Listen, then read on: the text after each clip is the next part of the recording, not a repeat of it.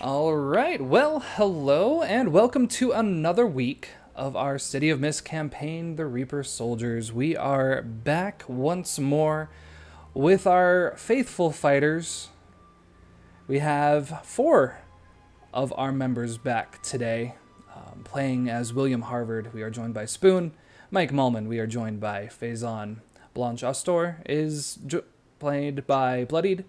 And Eric Wessler, played by Oz. Thank you for coming today. Let's go ahead and hop back into this story. Last we had left off, you all had made your way to the pit. You were in the process of meeting some new members, dealing with some recent situations, some damage to yourselves, and trying to regroup. Specifically, those of you that had met with Eric the day prior understood that there was a new task available for you all, and this would be your time to discuss it further. After a bit of time discussing the case, again, meeting some of the newcomers to the group, and William having a chance to show everyone that he was still alive and kicking, there was a scream out front from the pit, and little Nigel, the boy that Mike had saved a day or so ago, came running into the pit, a creature following him. Creature seemed to be the same one that was following Eric just yesterday, and seems to be the same one that has destroyed Mike's cart and broken the legs of his faithful companion and work partner, the donkey with no name. They went into fight mode and attempted to distract and slay the beast using a bit of, well, flower power and magic, and trying to use the flames of the pit itself, and found that very few things seemed to have much of an effect. Getting a closer look at it, it became clear that this was not a creature of flesh and fur, that this was a creature of stone. It seemed more intent on staring, on watching, than actually attacking back, and you even heard a voice from it a few times, something along the lines of, "I see you," or "I have seen you."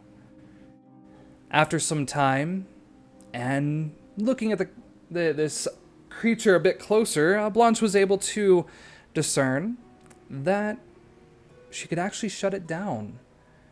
That this was not a normal creature moving about on its own understanding, or seemingly to have some kind of tie or control to someone else. And by severing that tie, you're able to banish it and turn it back into a statue. It now lays on its side in the pit. The donkey also lays on its side in the pit, and a vet is expected to come and see if there might be anything that he or she might be able to do for this poor creature. It doesn't seem well, but it's quite possible. But after that event, the crew decided to head back to the West Slums, the place that they had seen a body decomposing within the well. A place where they'd seen sickness, families trying to leave, and death.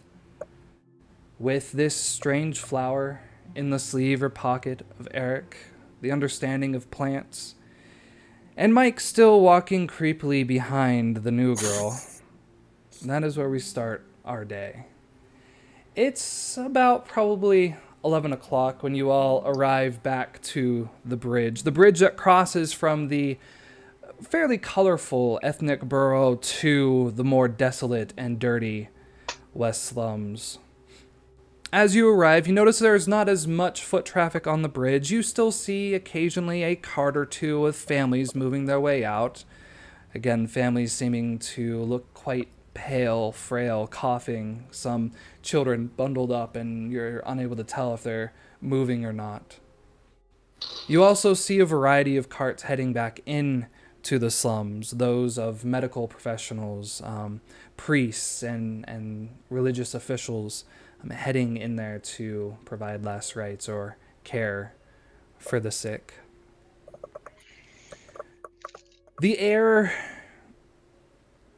is quite dense. Not just with the smell, but the steam and fog seems to be piling up, causing the whole area to feel kind of sticky and gross. It's not hot and humid. It just feels, well, like every part of this illness is trying to attach itself to anyone that enters. The ground is still soft, still piles and puddles of random liquids and substance, and off in the distance, as you cross over the bridge, you see a familiar sight, a group of individuals, maybe 15 or so, that have crowded around what appears to be 2 large barrels on their side that are held on the back of a wagon. On the top of the wagon, you see an individual sitting up there, shotgun resting over his lap, and every once in a while you'll see him point to the crowd, and that person will approach, seemingly carrying a bucket, a jug, a jar, something to carry water, gather water, and leave. And you can stand there and watch. This seems to go on for quite a bit. And as one leaves, more members join the crowd, and it seems to be this tide of people coming and going. But you're back to a very familiar bridge. The bridge that below it lies a stairwell that leads down into the cistern and the tunnels beneath the Western Slums. What would you like to do?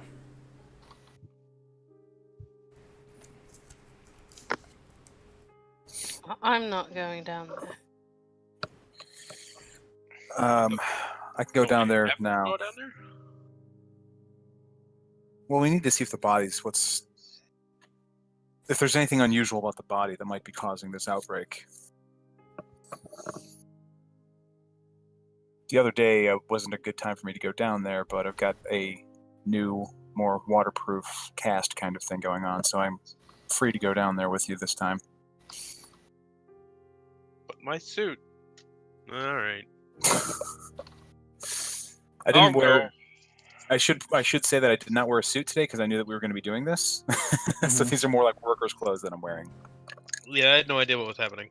Last time, we just kicked a thing. That's all I did. Yeah.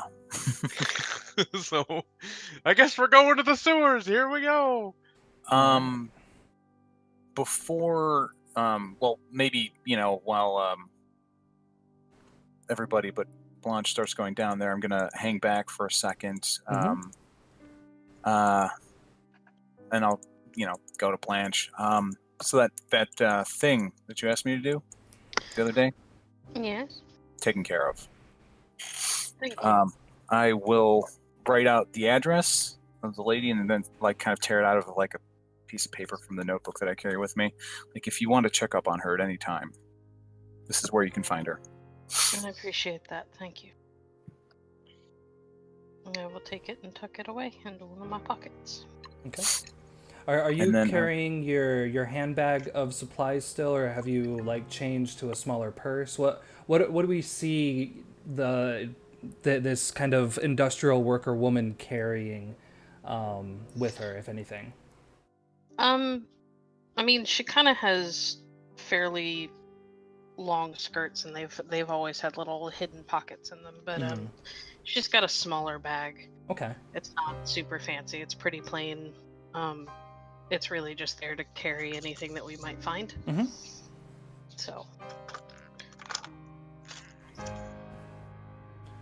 So as you all make your way to the side, there's a little slab of cement, maybe about a 5-foot slab of cement that leads to this grate, this door.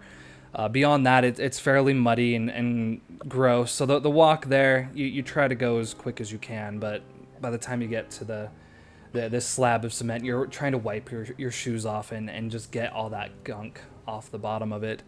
The door, you had closed it behind you, but it's not locked, so you can see it kind of hangs there loosely. And looking past, you can see the little entryway that Mike had gone into the day before.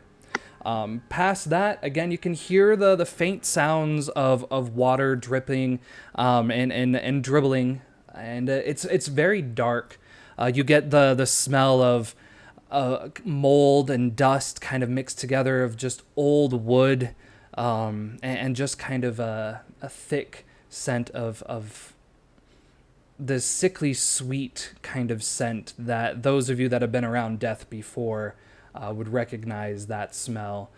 It does seem to be a little less prevalent down here, as that scent might be coming from both above ground and what lives within the sewers, but it's still relevant in here. So as the five of you kind of stand at the grate, Georgie's there with you. She's kind of just standing.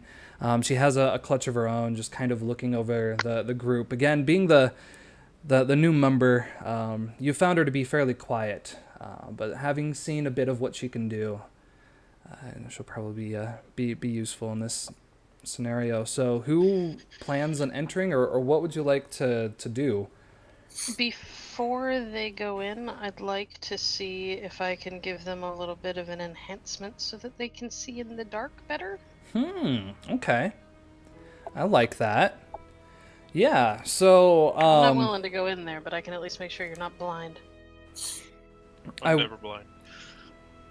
I will say that this is definitely a change the game move. In order to affect the entire group, you're probably going to have to get above a 10. So if there's any way that someone can help you on this and kind of create something to enhance this effect, I guess give us an idea of what you're actually doing to create it. Is this a specific spell? Does it have a specific ingredient that requires? I was thinking it was kind of like not even a half of what I would normally do to shapeshift myself. Like I'm just gonna change their eyes specifically. Okay. I have the ability to change my entire body, so changing individual eyes shouldn't be that hard. Okay. Yeah. Are you changing it to a different kind of creature, like giving them all cat's eyes, or? Yeah, let's go with that. That'll be fun. Okay. Is there anybody who doesn't need it? That's a no. Okay. I mean, I'm not too worried about seeing in the dark. I am. Yeah, I mean, as you look back there, the anything last time, so yeah, the only light source seems to be coming from the doorway that you're at now. I mean, I don't think I would have any problem seeing in the dark, but it could always help. Unless you blind me. I mean, no promises.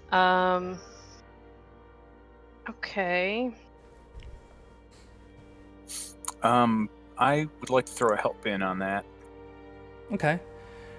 So for help moves, it's a form of juice. So you can basically use the same things you would use on Change the Game to create something that will help her on this roll. Yeah, I'm not sure I actually have anything like that, so never mind. You do. Like you didn't even try. Well, so I mean, you do have the option, if you wanted to, and I know it's very early in the session, but you can always burn a tag for a hit. So if you have something that you want to guarantee you're getting a 10 plus on, you can select a tag that you're going to burn, which basically means for the rest of that time until you can get a break, a long rest as it were, then you will be able to recover it. But if you do that, if you have a tag that you feel, okay, it would be useful for this, and then I'm okay with not having it for the rest of this time, it would be then treated as a modified score of 10. So, yeah, that is an option as well. Okay, 2 questions, since I've never done that before. If I burn a tag, would it get rid of an effect that I already have that tag gave me? No, but it would prevent you from it would prevent you from creating new tags. So it wouldn't release a status. That's a completely different move. Okay. It's basically, imagine you're using a magic wand. You could say, okay, I'm using all the power that remains in this magic wand to create this next effect. All the other effects you already did, because they've already been cast, they're already cast, but you won't be able to cast anymore until that wand is refilled.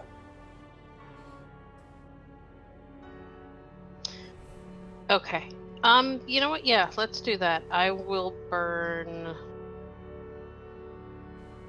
assuming it has to be from the card that I would normally be using to do this. I will burn patience and cunning. Okay.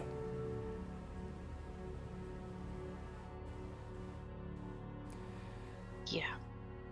So you can go ahead and mark the little icon that's next to it to just indicate that's burnt. So yeah, that basically... I did.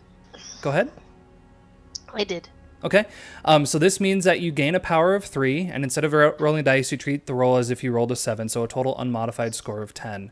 So that means you do get 3 juice to then spend on the 10 plus roll. So with that, I would say this would be a story tag that you can scale up the effect and prolong the effect, something like that.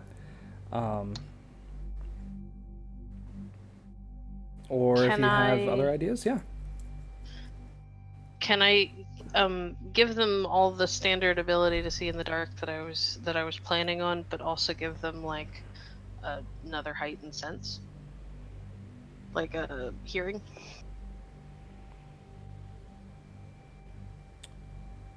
Yeah. So basically, I don't know how this works. absolutely. I'm trying to look here. It doesn't say anything about limiting the use. So yeah, absolutely. The only one that you have to select is the scale up the effect.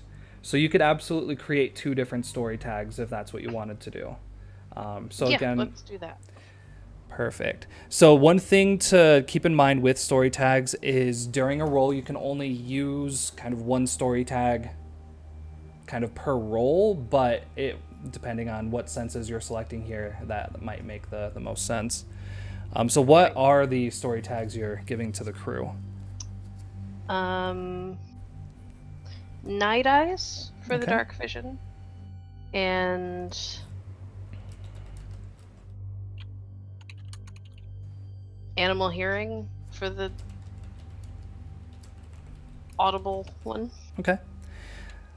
So everybody go ahead and mark one of your status cards or just mark Night Eyes and Animal Hearing as story tags. Do I benefit as well, or only them? You do as well. Okay. Yeah. Are they 2 separate cards, or are they? They are. Yes. They would be 2 separate cards. Yep. And what's the power on them? So with the story tag, they're always going to be a power of 1, a plus or a minus 1. Okay. All right, and I'm just copying this over everybody's page so I can track it on my side. I'm probably gonna die. I'm still injured, and I'm going through tunnels of sewage. This should be fun. You only have a tier 1 injury. It's not that bad. What was the other one besides the Night Eye? Animal hearing. Okay.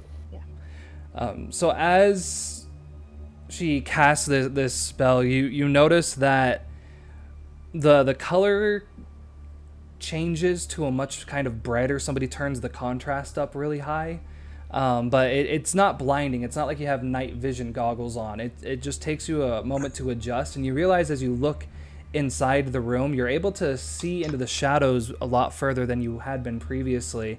And you can start to hear more rippling deeper, the sound of water kind of splashing up against a solid substance, the sound of things kind of bobbing in the water deep in there.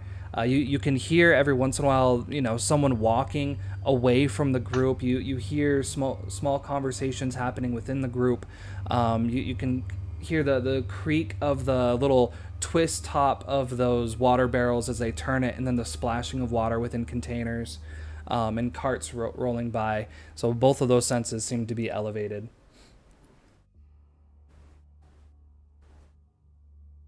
Blanche looks pleased with her work. That should make things easier. William looks very confused as to why he can see in the dark. It's like covering his eyes and then uncovering his eyes and then covering him and uncovering him. You guys saying this shit? What's going on here? Yeah. Handy. Old trick from home. Well, off with you. Off with their heads. She's shooing you towards the grate. Yep. I'm ready to go. Okay. You should have access to your tokens. So those that are going in the room, go ahead and move them in there. And I hear something that we haven't heard in a bit. Oh, it's Thomas. Is that what that was? It Sounded like somebody moving is. furniture around. Oh boy, Thomas has made an appearance right at the beginning, and we get to play with Do I my get to new roll? toys. So we're gonna start off. Go ahead and roll me a d4 there, Blanche. Oh, that's right. You changed how the table worked. Yeah. 4. Okay, so on a 4, that's gonna be Mr. Eric. Eric, please roll me 2d10. Okay, so we got a 4 The very middle of the road. and a 6. Interesting. Okay. Oh boy. Don't like that word. Eric I'll let you know you suddenly rolled starts on the growing. good side. So, His interesting is not nearly as nefarious as Matt's interesting. Oh, thank goodness for that.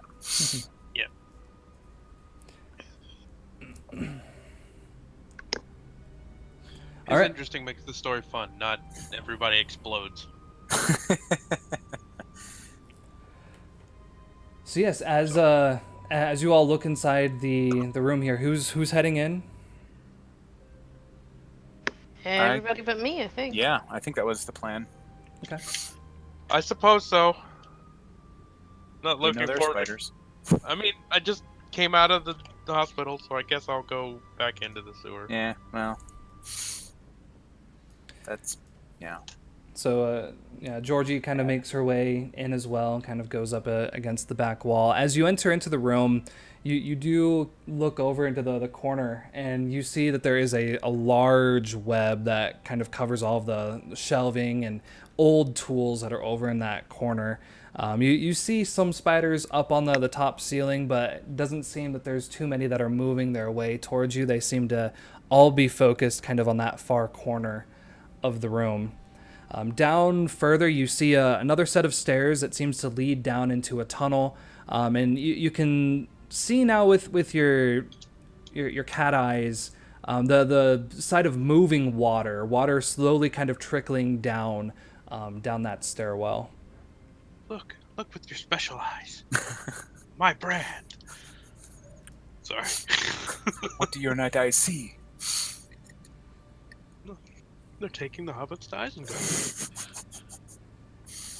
And Eric, as you're kind of surveying this room, you look over on the shelves, and you see something catches your eye. It seems like a perfect implement, tool, or element for your upcoming show. It's something you've been looking for a while, and you haven't been able to locate it. What is it that you see?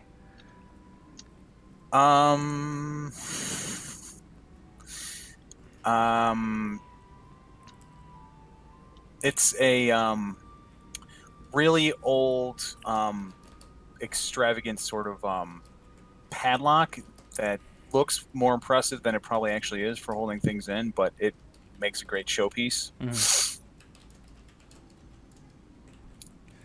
And along with a big chunky chain. Mm-hmm. Yeah, you see it kind of wrapped up, and it's the padlock's kind of resting on the side of this pile of chain. The large, dark kind of key is still stuck to the middle of it, and you see it just laying there. There's definitely some cobwebs over it, but it doesn't seem to be crawling with creepy crawlies. Why are we worried about the spiders again? Black Widows. Oh. Ask Mike. Mike had a bad day. Yeah, I will grab that for sure. Like, this is cool. I kind of start just playing with it a little bit, Mm-hmm. making because it probably makes like a really cool noise. Oh all yeah, of that. like you feel it, and like you hear the creak of like, oh, it just seems like it sounds like it's so much harder to turn than it actually is. It has that little bit of spring left in it that you know is perfect for what you need to get out quick, but also look like it's under your control. The chain, you don't see a lot of rust or wear on it, but it's like the perfect size links that you know is going to fit right into the buckles and loops that you already have set in your machine. Sweet. What's the chain for? It's cool. It's practically art. It's the chain. Yeah, but it's not just a chain. I mean, look at the craftsmanship. Look at the style. Anyways, I suppose we should focus. Georgie kind of pipes up. Why are we down here again? Wasn't there a body or something? Yeah, Mike, where was that body at? It was down at the end of the tunnel.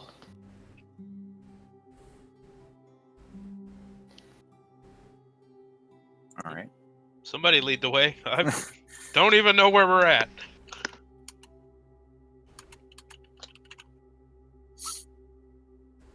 I suppose we should. Yeah. Mike doesn't know how to move his token, so it's okay. I had my character sheet over top of it. Didn't know the thing had changed. Well, the only door is behind you. The stairway leads down to the water path, so it would seem that would be the right way. So as you begin to head down the stairwell, you come to one of the first little tunnels. Looking down it, there's a probably 4-foot wide space for this stream of water to flow, and looking behind you see a small grate that seems to be right at the base of the river, where a little bit of water occasionally kind of spills in from a boat going by or something like that. The water doesn't seem to move very quickly, but it still seems to have a general movement that seems to be headed away from you. Around all of the walls, you can see moss and mold starting to build up. There's that wet kind of smell. And down a few of the tunnels further down, you can hear the lapping of water hitting against solid substance, and kind of echoing back against the walls.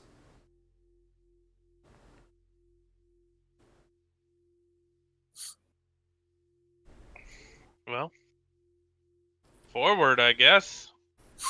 What are we here for? A body? Yes. All right. Well, Trying to see if the body is the source of the plague that's hitting this area of town. I would think if anybody was drinking out of this water, they would be sick anyways. Well, true. As you kind of come around the corner, you see Georgie lean down, and she kind of takes some of the moss and pulls it off and kind of rubs it in her hand a bit and gives it a smell. And you see her kind of looking around at the different kinds of greenery in the tunnel. And she keeps taking an eye over at Mike just to make sure he's not near her, just trying to keep her distance from him. But as you begin to head down the tunnel, there's a walkway on each side, so you don't have to necessarily step in the water itself. Looking down, it appears that it's maybe about 3 or 4 feet deep, so not super deep. Every once in a while, you can see the bottom again. You're looking through kind of these enhanced vision. But you come to the first tunnel that juts off to your left-hand side, and as you look down there, Mike, you'll recognize that this is one of the tunnels that had been blocked off or collapsed. There's a bunch of rubble and stone that has fallen down, causing the entire area to just be impassable. You can't see past it. You don't see any signs of light. Just see large stones and crumbled kind of mortar down amongst itself. As Keep going down. William, as you begin to make your way down the tunnel, you get a strange scent, and it sets off that feeling at the back of your skin that feels more beast-like. That scent that you've only gotten a few other times. It kind of gets those nerves starting to fire off, causes you to kind of curve your neck further a bit and kind of try to wiggle it out. All right. I'm wiggling my neck. Sorry. I'm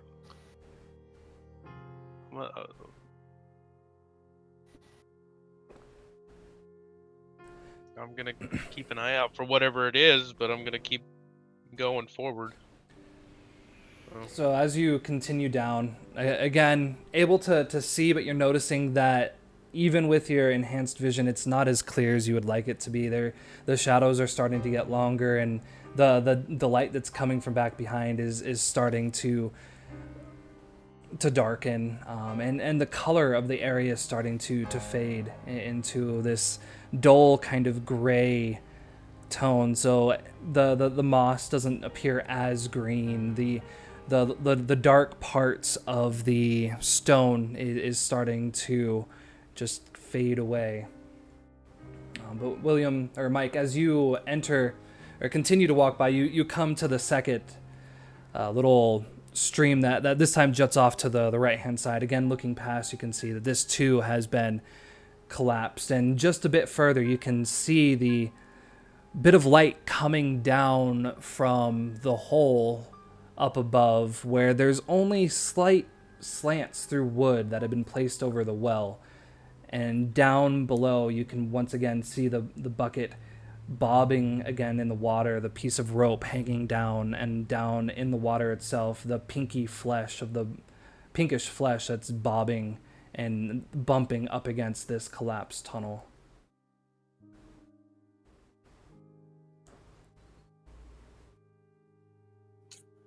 I'm just gonna lead the group down to it. And down we go then. So as you continue to get closer to this body, William, you really start to feel strange, almost defensive. Like there's just something wrong here, that I have to keep my wits about me. The rest of you see this body, now able to see it with a bit more light. This light pink flesh. The body appears to be laying down. There's some old, faded kind of brown trousers or shorts that are kind of torn to shreds. Part of its skin seems to just be kind of beginning to deform or just decay over some of the stone, and there's an icky substance seeming to leak from it. Those that have not been down here before, you look above and there's a well and a rope that seems to lead down to this area. But you do see the body before you, unmoving, just bobbing away. The smell, it just smells like wet death, but again, that seems to be the general scent of the slums, so it's hard to tell if it might affect you differently. No, he wants to skip buying a Val and going straight to solving. That's fine. You can all do whatever your characters would do in this scenario. I'm before he goes picking up corpses and whatnot, I'm gonna warn everybody that something is wrong here, but I don't quite know what. There's just something wrong about this tunnel, and it's not just the corpse.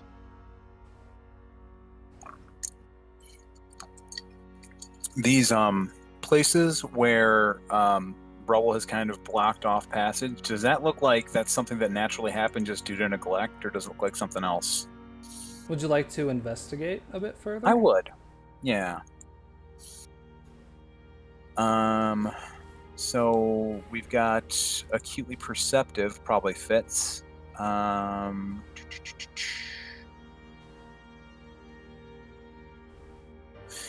art of deception, that would also fit. And Let's see, what else can I pull in my behind? Probably elaborate planner. Okay. All right. I'm gonna say the story tag Night Eyes definitely gives you a bonus with that. Okay. And do you feel like you have any weaknesses here?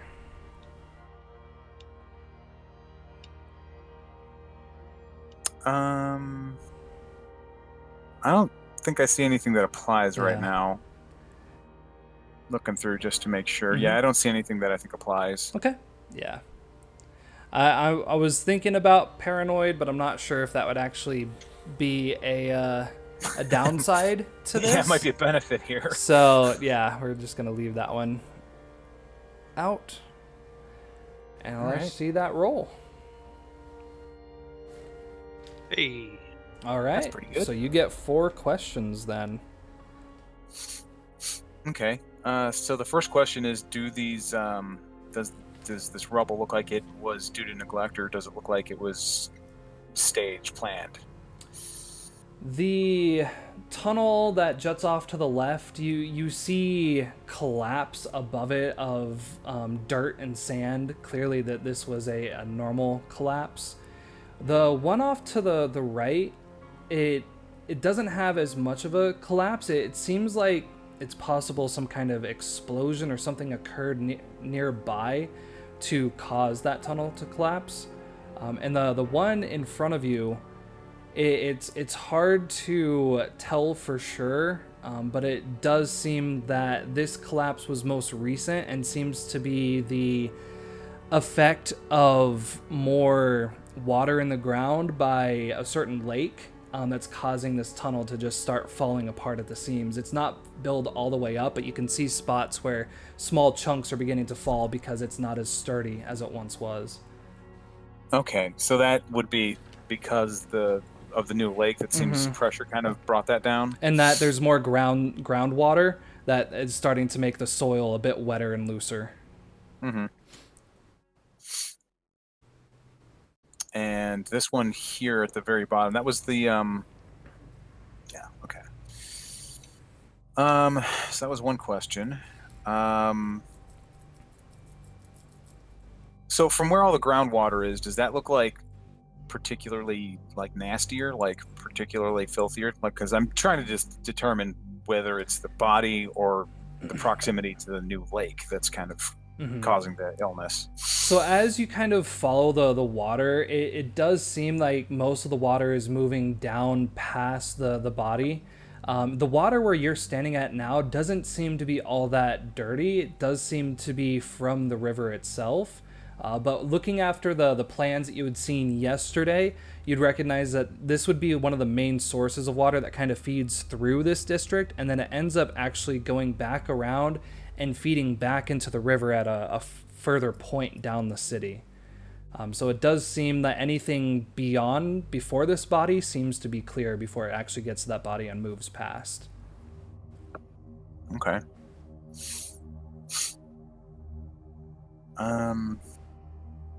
What else, guys? Got any ideas? I'm not there, but I can make a suggestion. Yeah, you're there in Please. spirit. Yeah. Do any of the passageways that are currently collapsed look like they would be safely passable if you took the time to try and clear them? Yeah. The one before you would. That one seems, again, to not be in full collapse yet. So if you're able to make your way without causing too much structure damage, it would probably clear that way. The remaining ones, there's so much rubble, it's hard to tell what's on the other side and whether it would still be sound and sturdy if you were to clear it. It's basically from floor to ceiling, just stone on top of stone and dirt.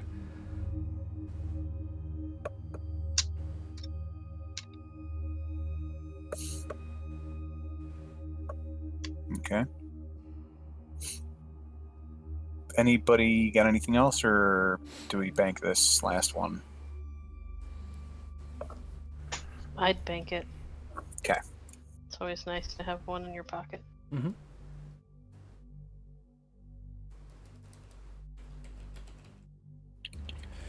As Georgie kind of approaches, you see her kind of, you hear her gasp and kind of take a step back. Just kind of actually move back behind you, Eric, and just stay kind of at the back of the group. William and Mike, as Eric seems to be kind of surveying the area, what are you two doing?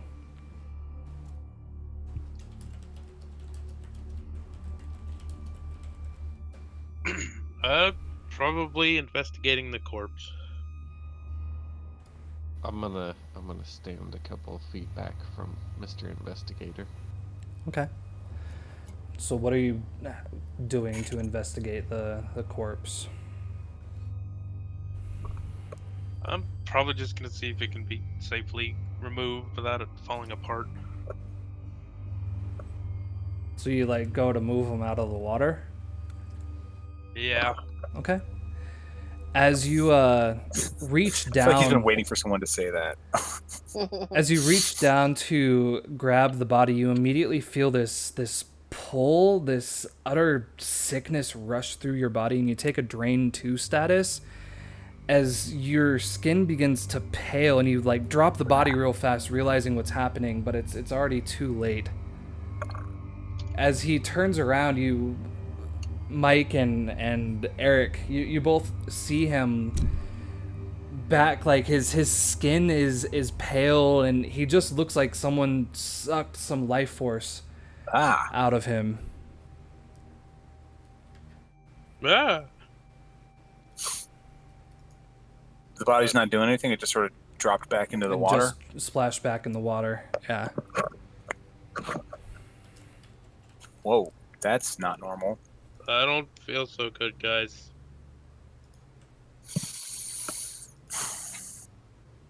All right.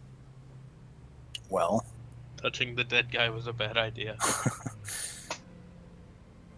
Yeah, we're going to need to do something about that body, though. I mean, this flower only works to purify, like, I imagine if this thing stays there, it's not going to stay pure for very long. And Georgie kind of looks over. What is it you know? Why that flower particularly? I fishing out my notes. If you're okay with it, I might be able to. Can I just see the flower? Can I see it? Sure. Yeah. Supposedly, this plant has a power of purifying water. She reaches over and she grabs it. She brings it close and smells deeply. Interesting. And you see her kind of rest it on her hand and begin to whisper. I am actually going to have her investigate with a few things here.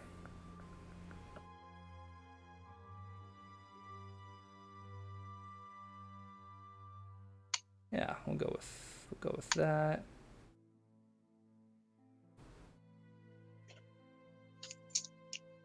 Yes, indeed we do. And that, and investigate. Okay. She has the ability to speak to plants. So what questions would you like to ask? You guys have 2 questions that'll say for the group that you can ask her. She'll be basically asking the plant for you.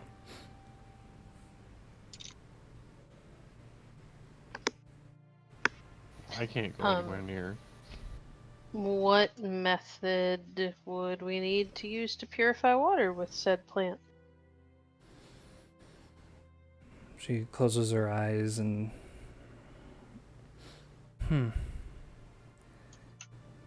It says a sign. The sign of the cross, does that mean anything to you?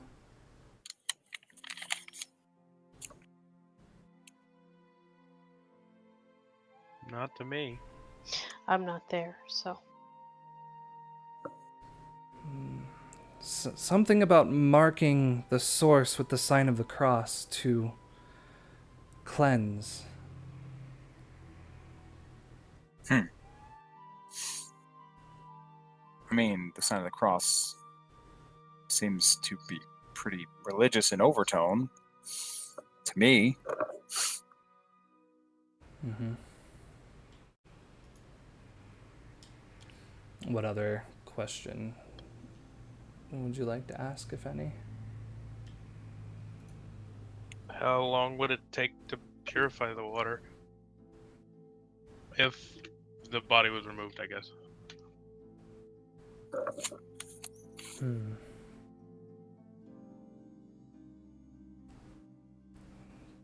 Takes a few moments.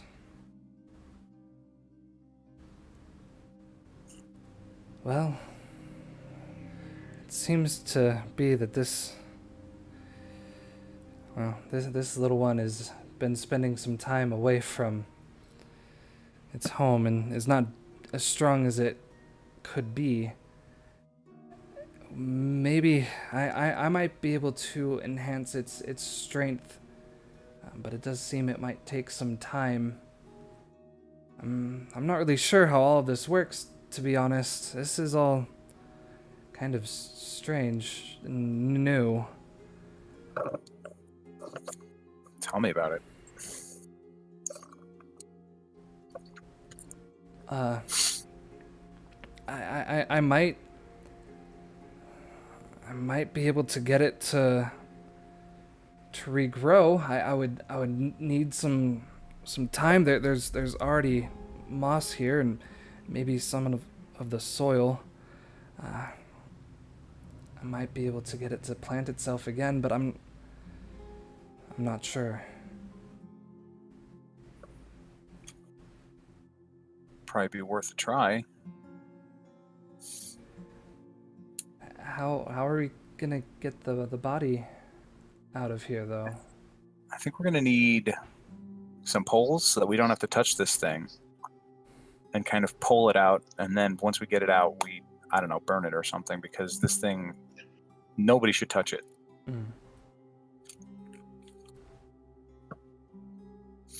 That's what I think. So as you all are... I'm sorry? I said I was open to suggestions. So as you all are making your plans out how to move this body, Blanche, you're kind of waiting outside. You start to hear, with your heightened senses, some arguing, some stay back. No, just you're not welcome here. Can I tell where it's coming from? It seems to be coming from the group that surrounds the, like, that was going towards the water barrels.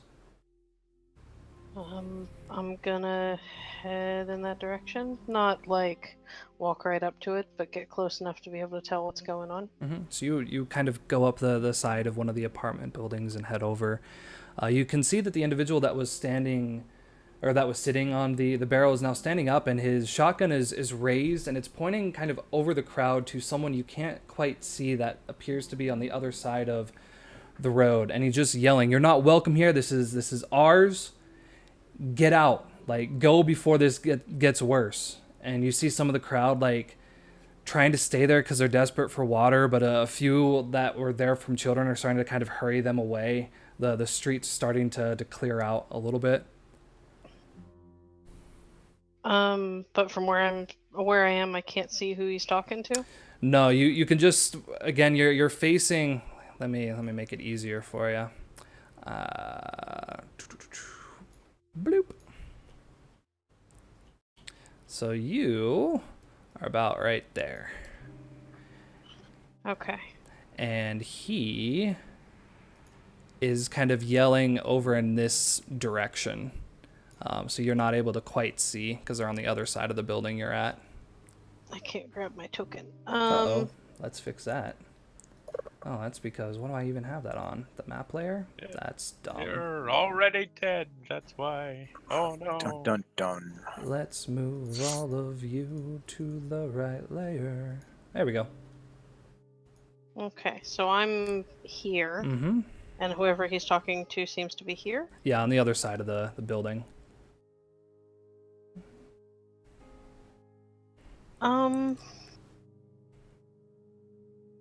Can I circle around the back and kind of come up through here?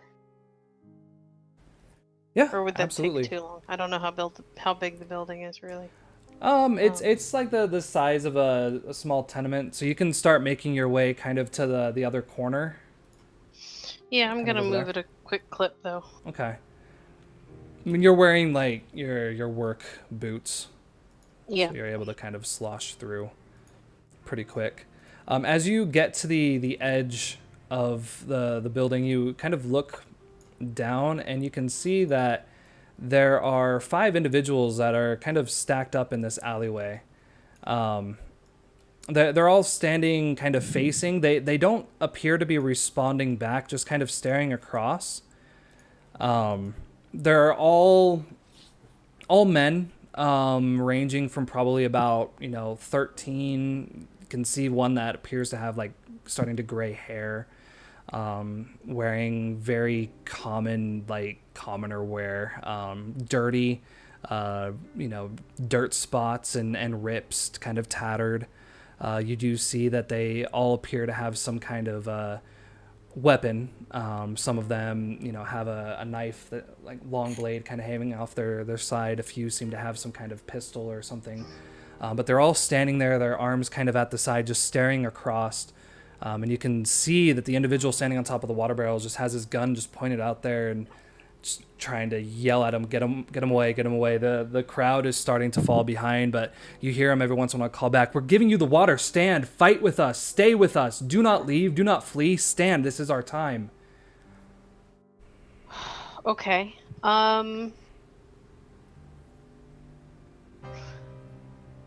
I would like to try to influence them to leave. Okay.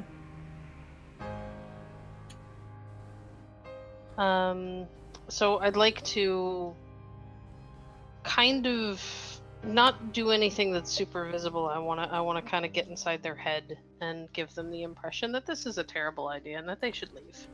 Okay. Yeah, I think that's a go toe to toe. Oh, goody. Yay. Just what Um, you're best at. I'm gonna ping stability because I'm trying not to get people killed. Mm-hmm. Cast magic spells, and because I have to get inside their head, see beyond the mist. Okay.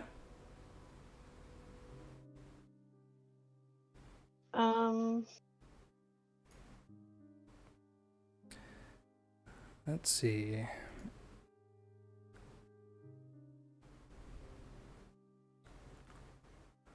There's really, I'm not pinging any technology, so Mm-mm.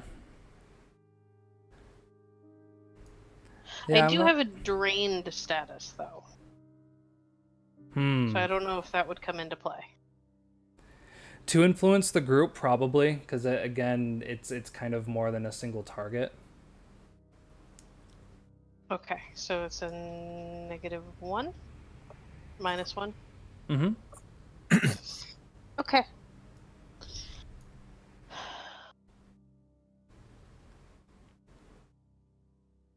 Great success. Okay. Hey. So what are your selections there? I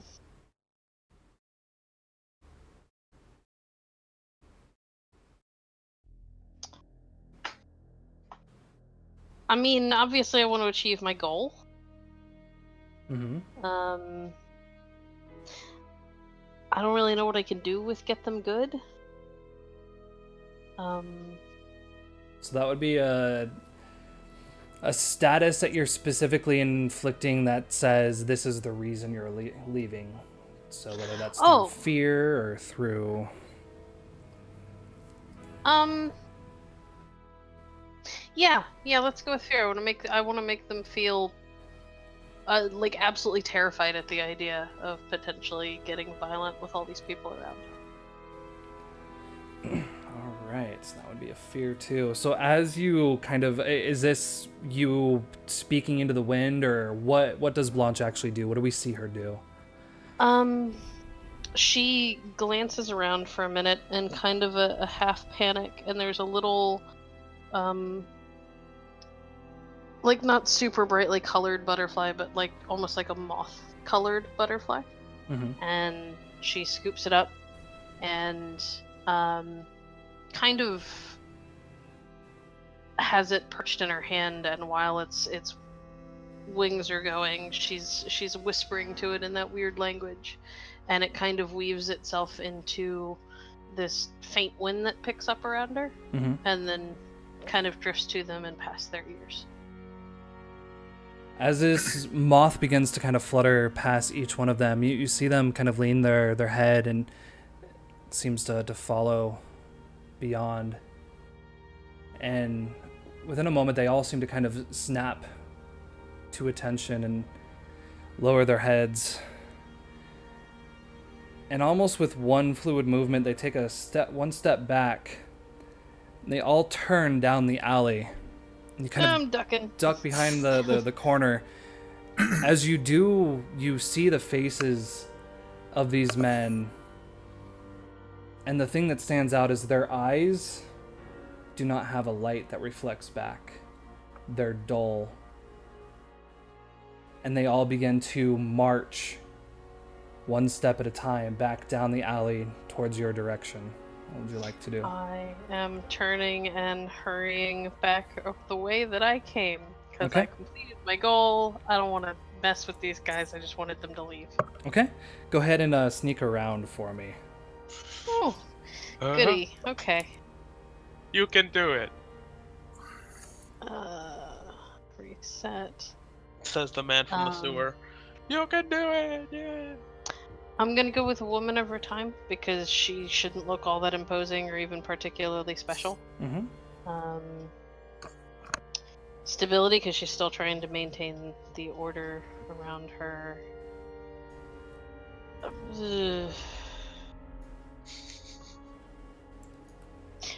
Impeccable appearance, because she's in her weird worker woman form.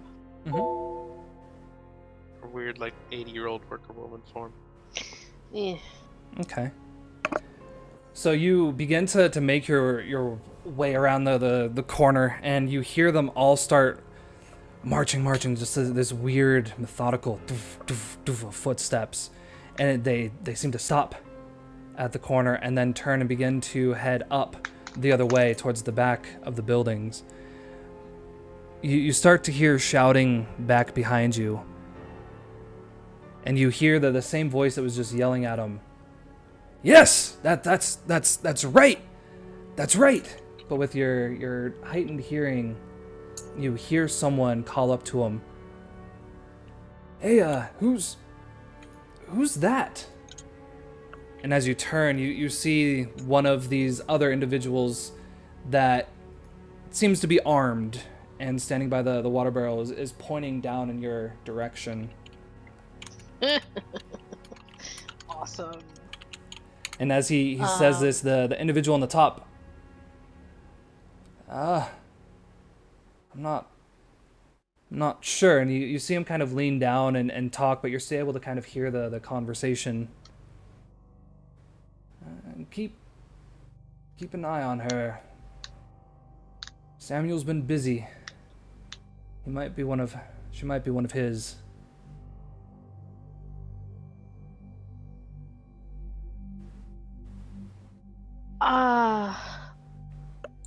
I'm gonna seek the safety of numbers and head out to where, like, the crowd is. Like, I'm just there for the water. Okay. And Yes. just sort of try and blend in with them the best I can. As you begin to kind of make your way in, you see the crowd kind of still looking down the alleyway, expecting to see those other men return, but once it seems that all is clear, they begin to turn and wait. As you kind of join inside the group, you do notice that the two bodyguards that seem to be standing on either side are scanning the crowd. Every once in a while, you'll see one kind of glance towards you and then continue to move away. The gentleman on the top, he's a dark-skinned man wearing kind of like this leather outfit, very short sleeves. He has a variety of, they appear to be like badges, but not any kind of military thing. Ripped like logos from clothes have been torn off and placed on there.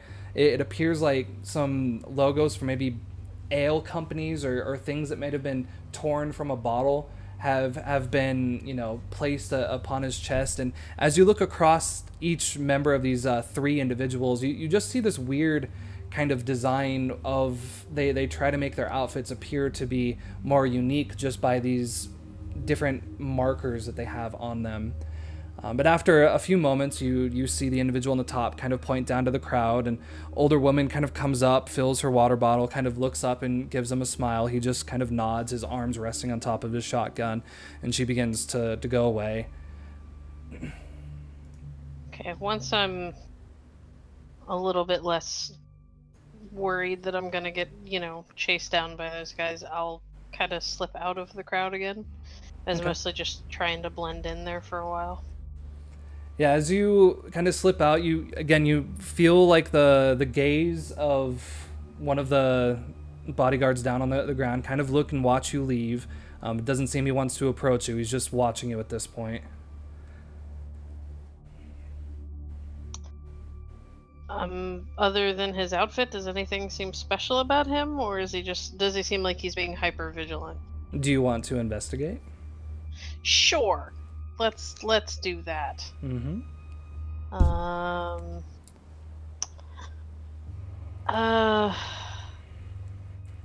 Woman over time. Just gotta get used to being able to read signals. Stability, because she doesn't want to give up the ghost just yet.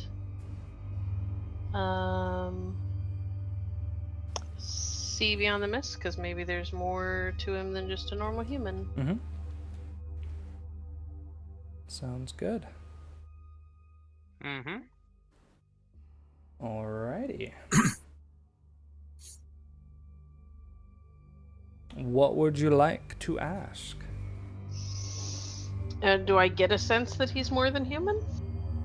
As you take a moment to kind of look past the world, you don't see anything. You look up to the barrels, expecting. Doesn't appear that any of these men have anything beyond the mist. Okay. How many questions do I get? 3. Okay. Does he seem to be looking at me suspicious, or just like careful? Or something else? Okay. He looks at you as a potential threat. Me? Random worker woman? Okay. An unknown in a familiar place. Okay. I'm gonna bank the last question. Okay. And yeah, just make my way back towards the thing. Okay. So back at the thing, you all were going to be looking for some poles or ropes or something to move this body with. So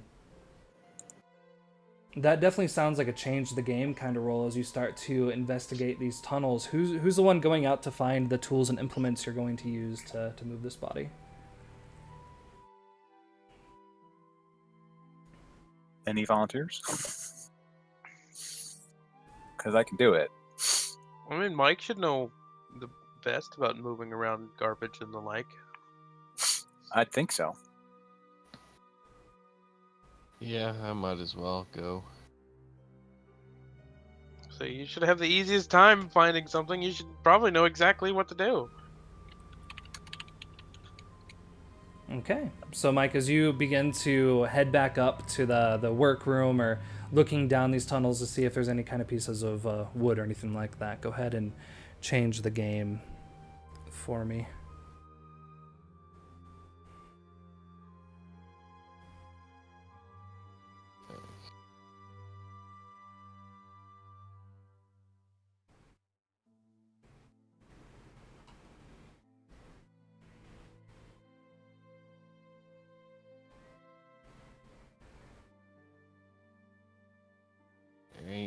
There ain't nothing down here.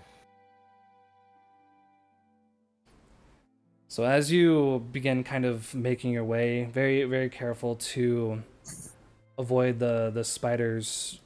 Blanche, you're heading back over to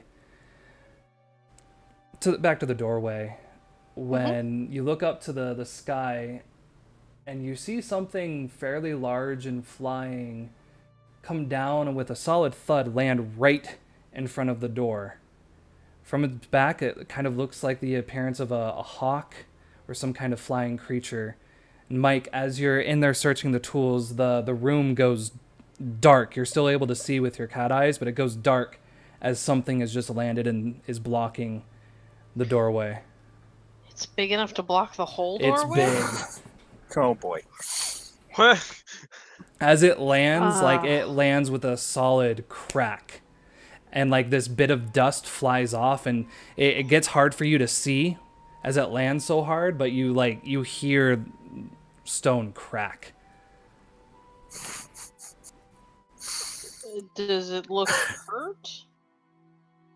It's hard to tell from where you're at, but Mike, as you turn around to look through the door, you see this long hand reach in and peer in, and you see this face that looks similar to what you've seen on clock towers many times before.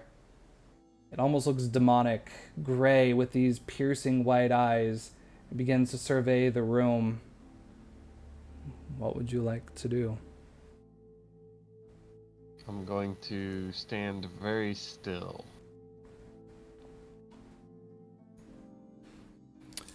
All right. Go ahead and I'm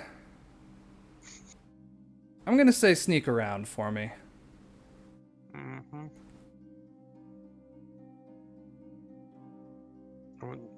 I don't want to deal with another griffin. Last time we had one of those, nothing went well. I'm gonna use Last a little time? astrophysical I don't think to this help is a griffin. cloak myself. Okay.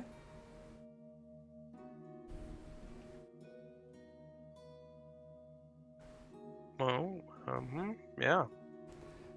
So as you kind of merge yourself into the strange extra plane, the place you go when you're trying to travel fast, you see this creature kind of duck in, take a breath and survey, and it starts to make its way towards the stairs past you. Down in the tunnels you hear this kind of sound, and looking back you can see the shape of this creature, these large wings on its back. This you think you might see some kind of horns on its head begin to make its way down the tunnel. Georgie kind of looks to you and ducks back behind the wall, kind of going down the other tunnel to get away from whatever this is. Awesome. Can I be kind of getting up behind it a little bit? So, I'm yeah. trying to figure out if it's another one of the things that we just fought at the junkyard. So as you make your way up to the doorway, you kind of look in and you see the back of the creature. Kind of look. It's hard to tell for sure, but it does appear to be similar in the coloration, the sound. Okay.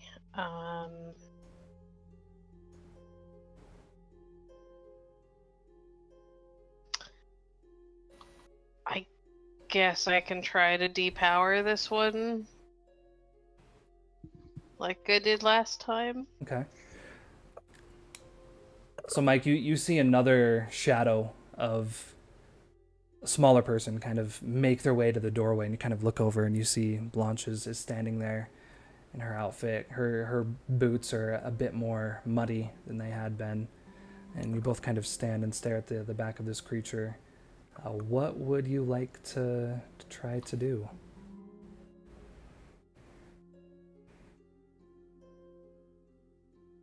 Who are you asking? I'm asking you. You want to try to shut it down? Like, how do you want to do that?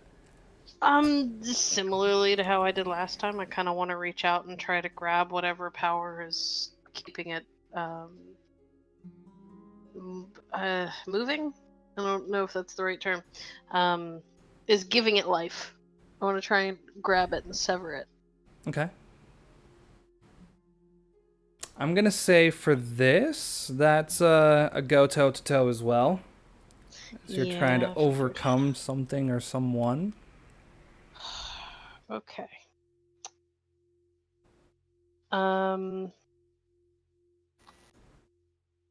Stability for obvious reasons. Cast magic spells for obvious reasons. See beyond the mist because I've seen something like this before. Okay.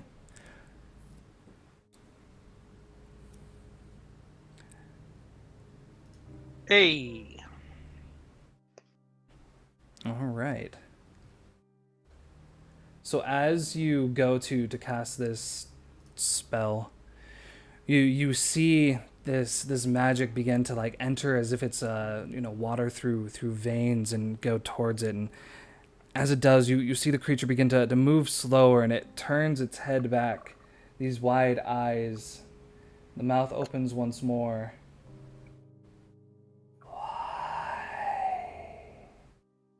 With that, it stops and freezes there, one hand up against the doorway, the other hand about to crawl in, and you can see small gaps to get around it, but for the moment it's frozen kind of within this step leading down the stairs. Well, I don't know how we're going to get you out of there, but at least you don't have to fight it. Just talking to Mike, since he was the one. Yeah, Mike's just gonna nod and start heading back down the tunnel. Just nods and walks away. Okay, Fine. I mean, you're gonna have to get past the creature to get in the tunnel. Mike's kind of a big person. I'm not sure there's a lot of space for Mike to get back into the tunnel with this thing there. You might want to... Do you want to face danger to squeeze past this thing? Oh no. Or do you want to try to find a way to move it? I don't think either is a good option. Okay. I mean, you're gonna have to do something.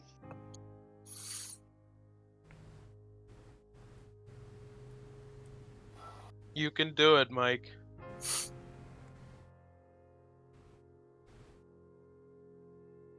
I'm gonna yell for Georgie's help. We gotta get this thing reanimated.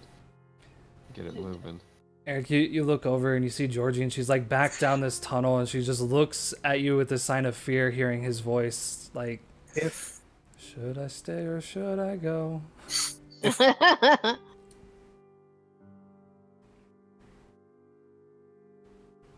If we're gonna reanimate the thing, I have a really stupid and reckless idea. Let's hear it. I mean, do you want to? Why would you want to reanimate the thing? That thing could have toasted us. Why did you deanimate the thing? It probably Because just it was wanted the to only talk. way we stopped the last one. I was actually, if that didn't work, I was gonna consider luring it over here, and maybe it could move this corpse for us. Exactly my thought. I can keep its focus on me, and then when it takes a swipe at me, I dodge out of the way, and maybe this thing pulls the corpse away. Maybe it gets messed up by the corpse. How about we have one of our people control it instead? Or Hell, that'd be even better. I'm fairly certain I'm the only one even remotely capable of being able to do that.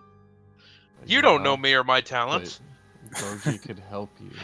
so figure get you two together.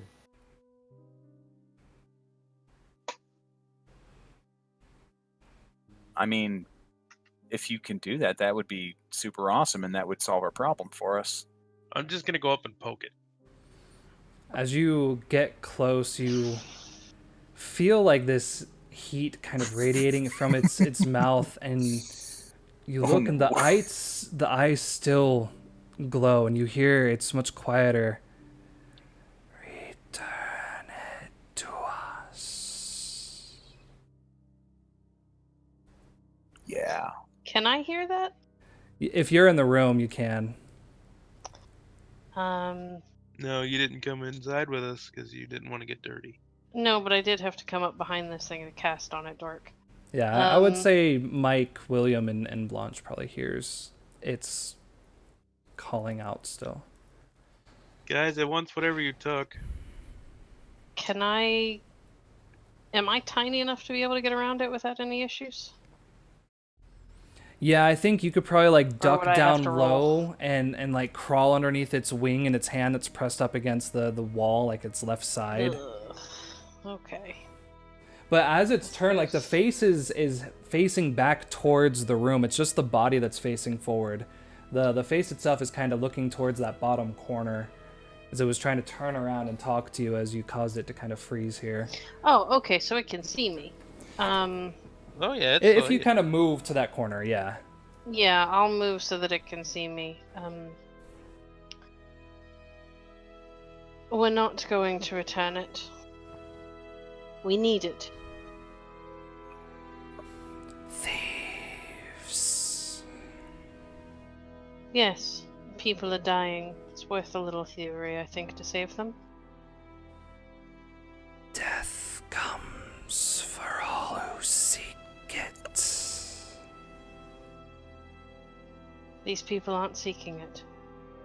They're helpless and innocent. Innocence does not exist.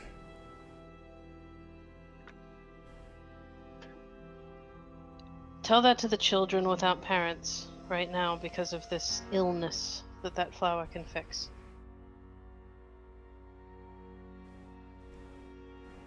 It stands silent for a moment. And you see this. You can grow another flower, but we can't replace all these lives. You see the color begin to change. The eyes turn from this white to this lighter kind of green. If you wish to do right, why not ask? She'd shrug a little bit. To be perfectly honest with you, I wasn't the one who took it. I didn't even know it was being taken until we already had it. But now that we have it, and we have the opportunity to fix what's happening, I won't let you just deny us that. You are in the West Slums, no? You know where we are. You sent your pet here. Seeing through eyes is not same as being there. Yes. Among the illness and the death and the decay is where we are, trying to fix it. And you say flower will solve these. We think the illness is coming from the water. This particular type of flower apparently can cleanse water. Purify it. What cause water to need cleanse? That's another thing we're trying to figure out, and what we were in the middle of trying to figure out when you sent your body. beastie after us. We think it's a body. We have been around long time. cannot let thieves take, but you say our flower can help heal district. We will help. Let me move this beast.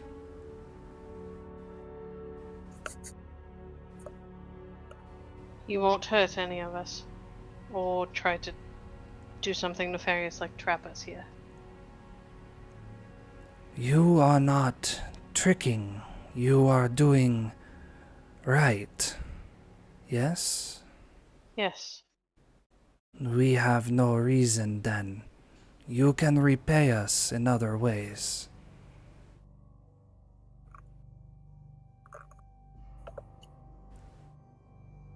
All right. I'm gonna gesture for the others to kind of move back into the tunnel away from this thing in case it does do something stupid. And I will release my hold on it.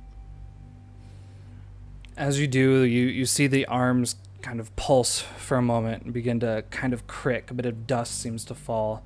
It pulls its arms down to its side and shoulder, turns back. You see it back up against the back wall, still facing into the room, arms down its side. It's still kind of leaning forward, this gargoyle of sorts, kind of this bat-like face, leans, hands to its side, and the wings kind of fall back behind it.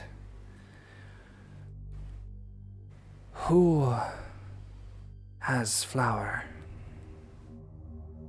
That would be me. You see the head turn. Actually, you know what? It's not me anymore, actually, unless Georgie gave it back.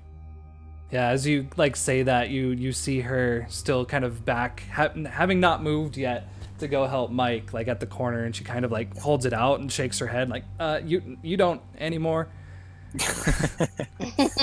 Here, hand it over. Yeah. She does. Ah, yes. The thief. You said body cause water to be sick. We think, yes. We haven't obviously had time to test the theory. I know it made me feel bad. Who was going to cleanse water with flour? Georgie kind of looks again, still hesitant to move forward. I was going to try. How? Our new companion, the young lady over there, has particular skills with plants, as do I. I assumed it was going to be a bit of a group effort. But if there's anybody to take the blame for this, that will be me. That I will agree with. You will be dealt with, but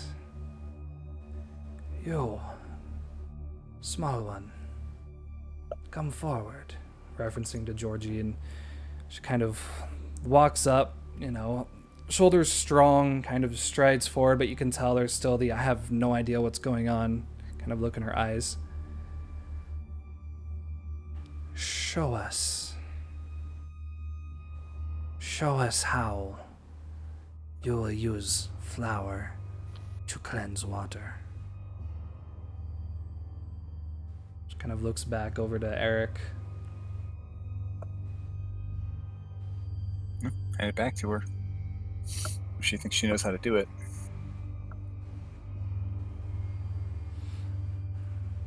She grabs it, and you see her go and start gathering some moss off the side. Tries to find any dirt that's on there and begins making this pile. And the head looks down. No, silly child. Flower will not grow again. Must be used in other way. Show us body.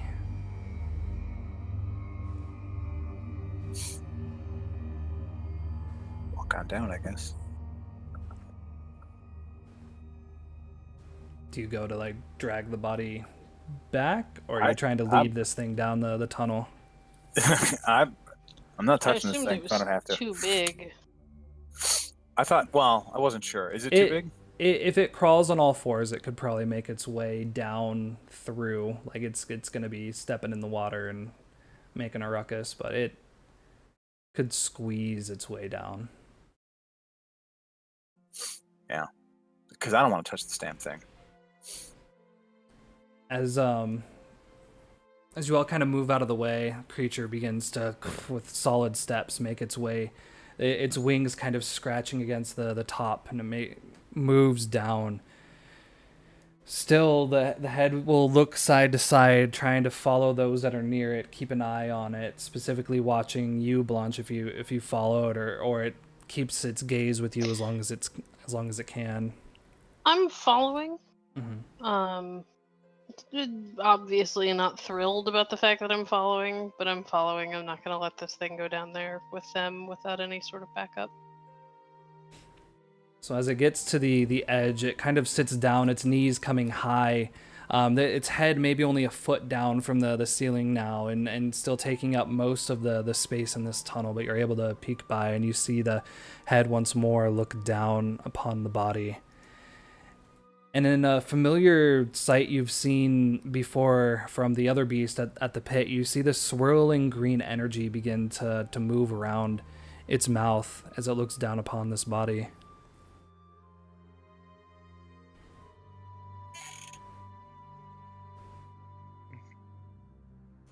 It's going to incinerate the corpse. Why didn't we think of that? Blanche just gonna finally get a look at the corpse. It looks pale, bony. It kind of like really melted bubble gum that's been just draped over a bag of sticks. Just not in healthy shape. It has some like brown pants that are kind of tattered, and it just looks like it's been in here for a while. It doesn't have any of the bloating anymore, as it seems most of that has been released into the water, as the water is still quite dark around it. I'm gonna look over at William. You said it hurt you when you touched it. Yeah, I don't feel so good. I felt drained. I don't know what kind of magic or trickery is going on here, but I wouldn't touch it if you can avoid it. I have no intention of touching it. The swirling starts to get to the point that wind feels like it's being sucked from back behind you, kind of up past you, and you hear the voice once more. Creature of darkness must be destroyed.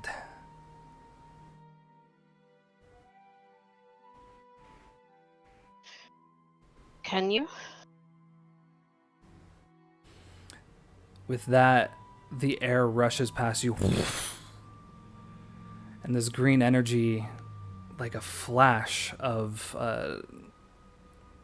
nuclear explosion, but minuscule, hits against this body, and you see this twirling of dark energy and this green energy swirling together into this ball that begins to fold away and almost pop like a bubble. You see this whole body almost shrink, dissolve into this dark matter, swirl into this orb, and then just is gone. Dark creatures roam. This is known. Do you know what that was? Yes.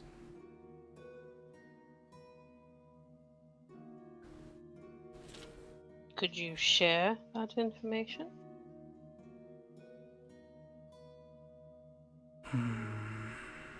I've encountered a few things. I'd at least like to have some idea how to deal with them if they're the same thing. That was a feral.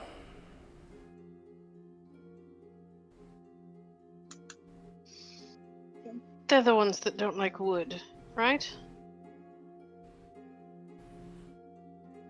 I have heard they don't like many things. They are beasts, sated only when their hunger is quenched.